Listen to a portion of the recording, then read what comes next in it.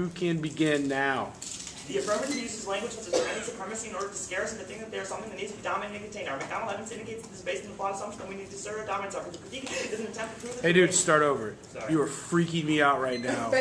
Your face, like either you're trying to like say you're enunciating too much, but it's like Joker style freaking me out.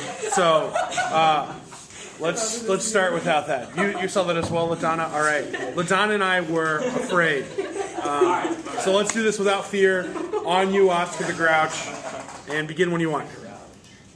The affirmative uses language such as Chinese supremacy in order to scare us into thinking that they are something that needs to be dominated and contained. Our McDonald evidence indicates that this is based on the flawed assumption that we need to assert our dominance. Critique is an attempt to prove that the way the affirmative characterized threats are bad. U.S. space policies are used to further an imperial agenda that preserves U.S. hegemony regardless of technology being deployed. The very notion that only the U.S. can develop space without restraint drives conflict as Xi 2 and 7.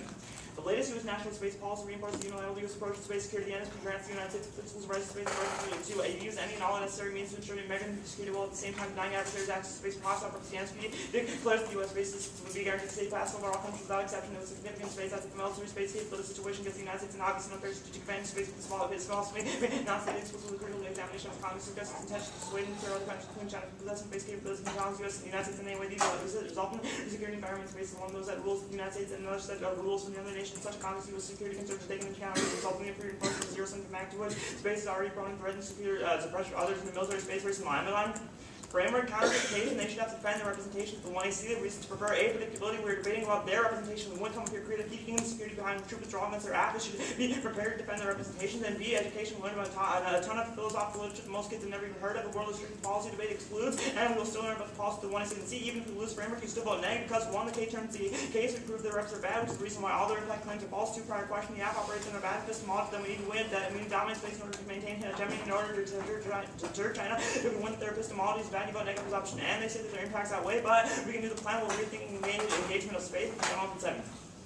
Awareness nevertheless gives the name to set of highly convenient forms of subject that are worth to anticipate and predict gas options for voting and embrace the construction of new quantities, which in turn opens up new ethical political possibilities. Critical to geography should be alert in the ways in which new states and corporate powers are implementing these technologies and actively strategic generating new possibilities for capital accumulation and military neoliberalism, and this means that we're starting their impacts because we no longer seek to dominate and control space, and we still solve warming because we are doing the act about the security logic. Also, the Washington part is talking about the threat of overpopulation, limited resources, because the way to stop this is through asserting the dominance of space and colonizing, which is the flawed assumption they are making, and evolution, and they say evolutionary biology, but the alt answer to this claim because in a world where we no longer feel the need to securitize Chinese supremacy or whatever other threats they can imagine, we don't feel the need to dominate. We prefer our evidence because it is specific to the question of space dominance, and they say perm to both, but one of the perm is severance, and severance perms are a voter. A is predictability is destroyed by severance perms, but they are not held to require action. B, clash is impossible. Severance is allowed because the functionally concede and still win. And C, it proves the plan was a bad idea because it needed reform. And D, both them down to their parents because no one shows up to play a rigged game. And 2, perm still links. They continue to operate in our minds that we need to control threats to because they're dominant, which is exactly what we criticize. And they say threats are real, but one, threats can be real. Threats that the one is claims the way and the way they act upon them are false claims. So grounded in the false belief the U.S. has Congress faith and evidence not to the threats constructed by the one AC. This means you prefer a set of specific evidence indicating the claim that we have to dominate. Embedded in the claim that we have to dominate space. And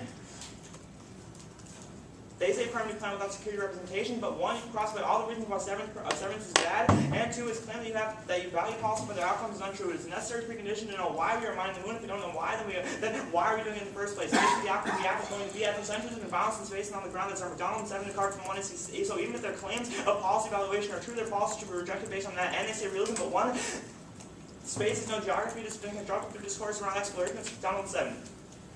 The planetary scale form in the background of the geographical teaching and its spirit mapping the heavens and the woods, task no little importance in endeavor which is continued to the present day, while it would be unwise to quickly conflict in terms of space and heaven.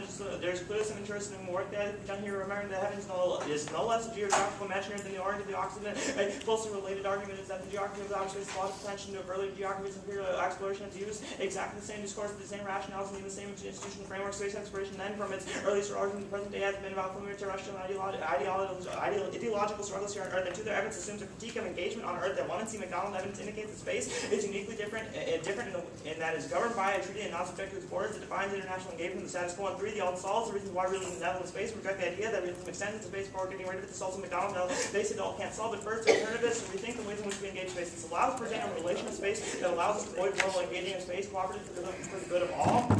That's McDonald 7. In wars and peace, space matters on ground. If indeed the terrestrial and the celestial can be sensibly, if an individual is swayed, spoke for water in translation of particular earthly historic bibliographies into space, just there is a translation of early Oxford geographies into imperial spaces.